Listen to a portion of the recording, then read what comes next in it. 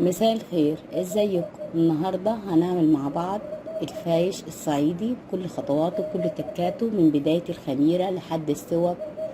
هنعمله خطوة بخطوة مع بعض وهنطلع احترافيين من الفيديو ده بإذن الله. أول حاجة هنجيب اللبن بتاعنا نبتدي نغليه. طبعا لو كان لبن طبيعي أو لبن بودرة هتعمليه في البيت ينفع برضو، ده أو ده ينفع. هنبتدي نعمل اللبن ونبتدي نرفعه على النار ونخليه يغلي، يغلي كويس بالشكل ده. وبعد كده هنبتدي نطفي على اللبن بتاعنا، وبعد كده نبتدي نقلبه 3-4 تقليبات كده علشان نخرج البخار السخن الجامد من اللبن بتاعنا. زي ما انت شايفة كده هنقلبه بالشكل ده. وهنبتدي نجيب الحمص المجوهر، ده انا طحنته في الخلاط، وده شكله الحمص اللي انا بستخدمه. هتبتدي تسخنيه ناعم بالشكل ده. طبعا هتجيبي الحلة بتاعتك او اللبانة على حسب ما انت هتخمري في الحاجة، تكون يعني الغطا بتاعها قافل كويس علشان ما يطلعش بخار اللبن وتبرد معاكي بسرعة. هنبتدي هنا ننزل باللبن بتاعنا على الحمص ونقلب بسرعة بسرعة. طبعا احنا عاوزين الحمص ما يتكتلش معانا. لو عمل تكتلات واللبن بقي ناقص معاكي في الحمص، الخميرة بتاعتك مش هتطلع ناجحة وهتبوظ معاكي. لكن احنا عاوزين الحمص بتاعنا يبقى كده دايب في اللبن ومفيش اي تكتلات زي ما انت شايفة كده. يبقى اللبن والحمص خليط واحد كده مش متماسك زي ما انت شايفة. ده سمك اللبن بتاعنا مع الحمص خفيف وندمج كله مع بعض. هنقلبه بالشكل ده كويس. اهم حاجة ما يبقاش فيه اي تكتلات علشان تنجح معاكي الخميرة. هنبتدي نغطي على الخميرة بتاعتنا كويس ونبتدي نحطها في مكان دافي. وبعد كده بعد ما نحطها في مكان دافي ونغطيها كده بدفاية، بطانية خفيفة معاكي اللي متوفر عندك هتغطي بيه الخميرة بتاعتك. واهم حاجة مرحلة التدفئة علشان الخميرة بتاعتك تطلع معاكي وما تبوظش وتطلع معاكي ناجحة ومن اول مرة. طبعا هنقولك ازاي تعرفيها ناجحة ومش بايظة، وازاي تعرفيها بايظة. خطوة بخطوة هنعمل الخميرة بتاعتنا وهنشوفها مع بعض. انا غطيتها هنا، هحطها في مكان دافي معايا بعيد عن الاطفال، وبعد كده هنبتدي نشوفها مع بعض. طبعا انا خمرتها الساعة 7 الصبح، يعني هنتابعها مع بعض وهنشوفها تطلع في حدود قد ايه. ممكن انا عملتها 7 الصبح، كسرتها الساعة 11 بالليل. 11 بالليل كانت معايا، طلعت معايا وبدأت أخبز عليها. طبعا ده شكلها بعد ما خمرت معايا. ده نجاح الخميرة. شايفة الحمص بقي كله من فوق. الحمص بتاعنا اللبن بقي تحت والحمص بقي فوق زي ما انت شايفة كده، زي ما انت ملاحظة معايا كده. الخميرة بتاعتك ناجحة 100%، وهيطلع عيشها جميل وخفيف وطعمه حلو وريحته جميلة. لو الحمص بتاعك سقط تحت والمية بقت فوق، تبقى الخميرة بتاعتك مش ناجحة. انا ضفت هنا كوباية مية دافية على الخميرة، وحطيت حوالي كوباية دقيق وقلبتهم كده في بعض علشان نختبر الخميرة قبل ما نخمر عليها الخميرة الكبيرة اللي هنخبز عليها العيش بتاعنا. انا يعتبر كسرت الخميرة هنا بشوية دقيق وحبة مية علشان اعرف الخميرة بتاعتي شاطرة ناجحة. ما اخسرش الدقيق والسمنة والحاجات بتاعتي اللي انا مكلفاها، علشان طبعا انا بخبز كميات كتيرة. زي ما انت شايفة انا هختبر الخميرة بالطريقة دي. هغطي عليها تاني وادفيها وهسيبها لحد ما تعبي الحلة بتاعتها. عبت الحلة بتاعتها كده يبقى معايا الخميرة بتاعتي ناجحة وكويسة خالص زي ما انت شايفة كده. شايفة ملت الحلة بتاعتي، عبيتها للآخر، وشايفة الفقاعات الصغيرة دي. ده نجاح الخميرة. لما تلاقي خميرتك فيها فقاعات صغيرة زي كده اعتبري خميرتك ناجحة 100%، وتقدري تخبزي اي كميات عليها، ما تخافيش. لكن لو هي مليهاش ريحة وما فيهاش الفقاقيع دي وما خمرتش وقاعدة زي ما هي، استحالة تخبزي عليها. انا جبت هنا كمية مية دافية، حطيت عليها الخميرة بتاعتي، نزلت بيها الخميرة كلها بالشكل ده. طبعا انا هخبز زي ما قلت لك كمية كبيرة، فهعمل خميرة كبيرة تكفي العيش بتاعي. طبعا كل واحدة تعمل على حسب الخبيز بتاعها، على حسب كمية الدقيق اللي انت هتعجنيها تعملي الخميرة.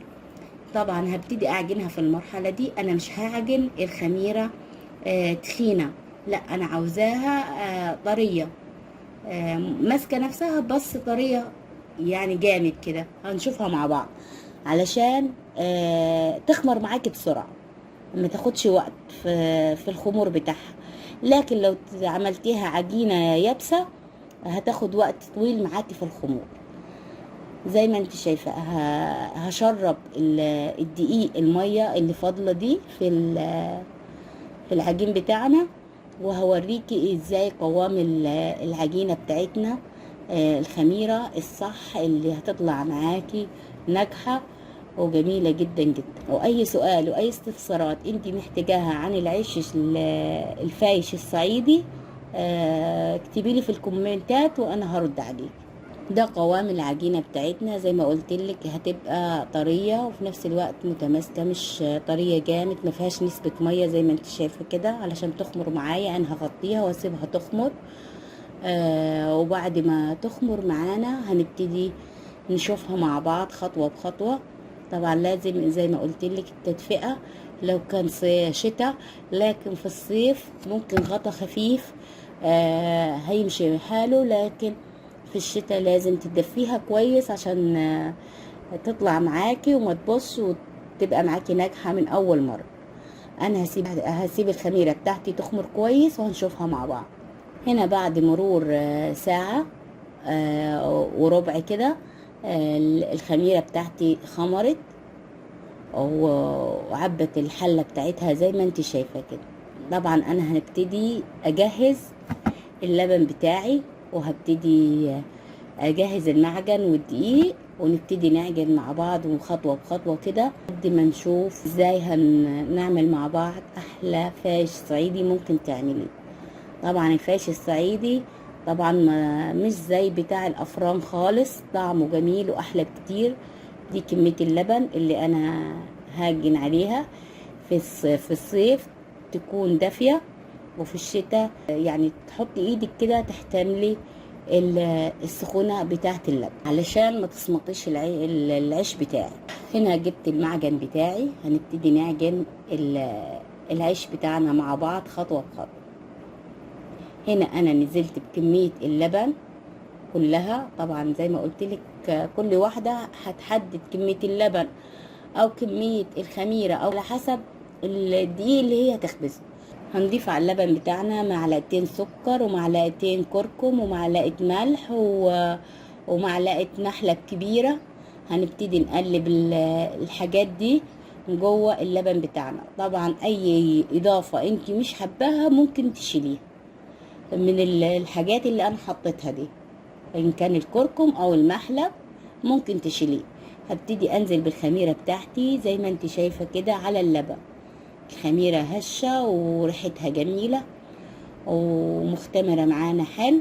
هنا هنبتدي نشغل المعجن بتاعنا ونبتدي ننزل بالدقيق شوية شوية علشان نساعد المعجن بتاعنا عن العجن لحد ما تعجن كمية العجين بتاعتنا. طبعا ما تحطيش كميات كبيرة مرة واحدة، العجان بتاعك ممكن ما يقدرش يعجنها، لكن لما تحط لها شوية شوية هتبتدي تعجنهم، هيبقى معاكي العجين اسهل. زي ما انت شايفة كل شوية بحط طبق دقيق، كل شوية بحط طبق دقيق على حد ما بخلص الكمية اللي تاخدها العجانة. طبعا العجانة بتاعتي دي بتشيل 20 كيلو من الدقيق. زي ما انت شايفة احنا عاوزين العجين بتاعنا عجين الفايش لازم ما يبقاش طري معانا، احنا عاوزينه يابس سنة. لما يبقى معاكي يابس شوية يعتبر طري على خفيف كده، هوريك يعني العجينة بتاعتها اللي احنا محتاجينها علشان يطلع معاكي ارتفاعه عالي، ويطلع معاكي مش فاضي من جوه، ويطلع معاكي كده متشبع خمور، يطلع معاكي جميل وطعمه حلو. طبعا هنسيب العجان بتاعنا يعجن كويس. اهم حاجة مرحلة العجن في الفايش، علشان تاخدي فايش حلو لازم تعجني كويس، ما يبقاش فيه تكتلات، ما يبقاش فيه دقيق زيادة، لازم تعجنيه كويس. وفي نفس الوقت تبقى العجينة بتاعتك حلوة ومتماسكة وجميلة. زي ما انت شايفة انا حطيت حوالي كوبايتين من السمنة، علشان انا عاملة كمية كبيرة زي ما قلت لك.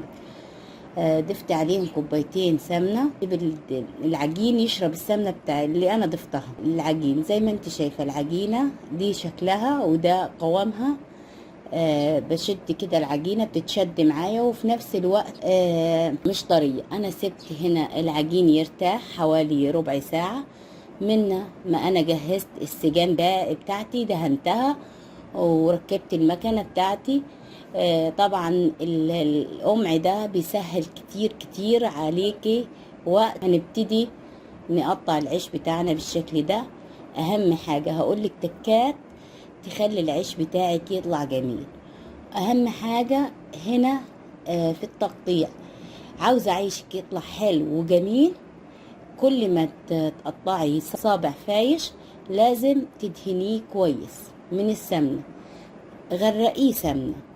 هنا بيشرب كمية سمنة كتير زي ما انت شايفة، كل ما اقطع صباع بدهنه بالسمنة كويس. بين الصابع والتاني لازم يدهن سمنة كويس كويس، علشان يطلع معاكي اول ما تخرجيه من الفرن كده يتفكك وحده، ما يحتاجش منك انك انت تقعدي تفكي بالصباع كده وتتعبي. لكن كده بيطلع معاكي حلو، مش بيطلع مشبك في بعض، مش بيشبك، بيطلع معاكي جميل وكده شكله من الناحيتين متساوي، ما يطلعش معاكي مفرول ولا مشبك كده عجين طالع يعني في الصباع التاني. لا، بيطلع معاكي سوا واحد، بيطلع معاكي شكله جميل، بيطلع معاكي حلو خالص. طبعا انا هقطع جميع الكمية بتاعتي بنفس الطريقة بالشكل ده. هنشوفه مع بعض في مرحلة الاختمار ومرحلة السوا، ويا رب كده يكون الفيديو خفيف عليكم. هنا بعد ما خلصنا تقطيع العيش بتاعنا، طبعا هبتدي احط العيش بتاعي في الشمس يختمر ويعبي الصاج بتاعه، يعني يرتفع عن الصاج كده حوالي نص سنتي، يخرج من الصاج كده حوالي نص سنتي، عشان السجان دي صغيرة العلو بتاعها واطي مش عالي، عشان كده انا بسيبه يختمر ويطلع من الصاج حوالي نص سنتي كده. وبعد كده هنبتدي نرصه ونسويه مع بعض. هنا هنبتدي نحط العيش بتاعنا في الفرن ونعلي الفرن من تحت، وكمان نهدي عليه من فوق، على يعني تبقى هادية مش قوي بس اهدى من تحت. وبعد كده اول ما العيش يرتفع كده وينفخ، هنبتدي نهدي شوية من تحت، بس تبقى برضو النار عالية شوية وهادية خالص من فوق. هنسيب العيش بتاعنا يستوي خالص، وبعد ما يستوي ده شكله زي ما انت شايفة كده متفصص وحده. بصراحة جميل جدا جدا. طبعا العيش هيطلع معاكي املس بالشكل ده بسبب كمية السمنة اللي احنا حطيناها في الاول في التقطيع. زي ما قلت لك هتحطي له سمنة كويس وتشبعيه خمور، وبعد كده تسويه على نار عالية، وبعد كده تهدي النار تسيبيه يستوي على نار هادية كده. هيطلع معاكي لونه من فوق ومن تحت جميل جدا بالشكل ده زي ما انت شايفة كده. هيطلع معاكي مستوي كويس وجميل جدا جدا. شايفة العيش بتاعي كله اهو طالع مستوي ولونه حلو طبعا، وبيتفكك وحده زي ما قلت لك. لو انا مش دهنه العيش بتاعي كويس هيبتدي يطلع من بعضه، يعني الصباع يبقى فيه عجين من الحته من الصباع التاني، لكن السمنة بتخليهولك جميل جدا بالشكل ده. دي خطوات واسرار للفايش الصعيدي يطلع معاكي جميل وحلو خالص بالشكل ده. زي ما انت شايفة كده مستوي مش ني معانا، لونه من فوق ومن تحت لون واحد، حاجة كده من الاخر. طبعا انا في المرحلة دي هبتدي افصص العيش بتاعي كل صباع وحده، وبعد كده هبتدي ارصه في الصواني على وشه بالشكل ده زي ما انت شايفة كده. وهسيبه يتحمص. احنا عاوزينه نحمص العيش بتاعنا من فوق ومن تحت من الجنبين.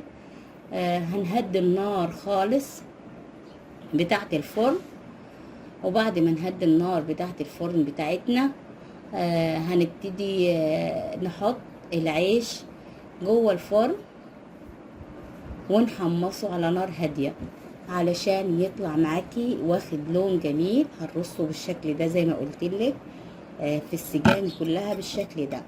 هنحمصه يطلع معانا واخد اللون الجميل ده. هنبتدي اول ما ياخد اللون الجميل ده هنبتدي نقلبه على الناحية التانية ونحمصه على نار هادية علشان ياخد لون جميل ويبقى معاكي محمص كده وريحته جميلة وطعمه جميل. انا هخلص جميع الكمية بتاعتي تحميص بالشكل ده. زي ما انت شايفة الكمية بتاعتي كلها حمصتها اهي، كمية كبيرة ما شاء الله جميلة جدا جدا.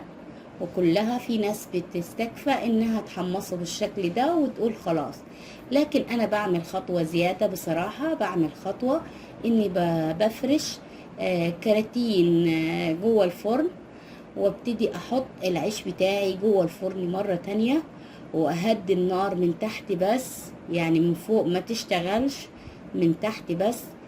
يعني مش عارفة اقولك هادية هادية فوق ما انت تتخيل. واسيبه حوالي ساعة، ساعة ونص في الفرن على حسب الكمية اللي انت عاملاها. ما تطوليش على العيش عشان ما يتحرقش معاك. يعني الكمية الكبيرة بتاخد ساعة لساعة ونص لو انت مليت الفرن كاملة، لكن لو شوية قليلين نص ساعة ربع ساعة على حسب الكمية اللي انت عاملاها. انا هملى الفرن بالعيش بتاعي بالشكل ده، وهسيبه ياخد له تحميصه كده، قلبه ينشف من جوه بزياده. بعد ما طفيت عليه الفرن ما حملش اللمسه، جميل جدا، ريحته جميله، شكله حلو، طعمه جميل. يا رب كده الفيديو ينال اعجابكم، واذا عجبكم الفيديو شير ولايك للفيديو وتفعيل زر الجرس علشان يوصلك كل جديد من فيديوهاتي على اليوتيوب وعلى صفحتي على الفيسبوك. ومع السلامه.